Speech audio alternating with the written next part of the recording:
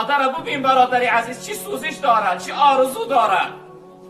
تو بر این فرزند به همت و ناجوان مرد، تو بر این فرزند ناآدم میخواهد آغوشش بگیرد، میخواهد از پیشانی تو بوسه کند، اما تو جوانی بی سواد و جاهل به سوی مادر فریاد میکنی، مادر گریان میکنی، اشک مادر میریزانی. مادر خوب از روی تو رنج عذاب کشیده است، برای تولدی تو خیلی رنج کشید، به مرگ دست به گریبان شده بود. نجاست های تو را با دستای زیبا و نازکش میشوشت و پاکیزه میکرد. ای ابله و سوش ما فریاد میکنی، با گریانش میکنی. شبی که تو را خواب نمیبود و خواب نداشت، تا سحر تو را الله میگفت، تا سحر همراهی تو بیدار بود. وقتی از خواب میخستی خودش نمیخورد و اول تو را میخورانید، خودش بار نمیکرد و تو را میپوشانید که مبادا خنک نخوری. یه خوب بدانه جوان، ای شخصیتی که به سوی مادر فریاد میکنی، ای شخصیتی که قدر مادر رو نمیدانی، حق مادر رو ادا نمیکنی. مادر خیلی بزرگوار است. پیغمبر بزرگوار صلی الله علیه وسلم در حدیث مبارکشون میفرمایند که رغم انفه ثم رغم انفه ثم رغم انفه. تن خاک در بینی شخصیت باد.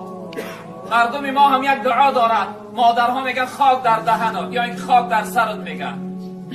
پیغمبر بزرگوار میگه خاک در بینی شخصیت باد، خاک در بینی شخصیت باد، خاک در بینی شخصیت باد.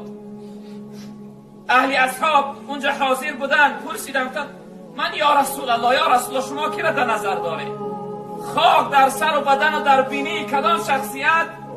پیغمبر بزرگوار گفتن من ادرک والدی عند الکبر احدهما او کلاهما فلم یدخل الجنه.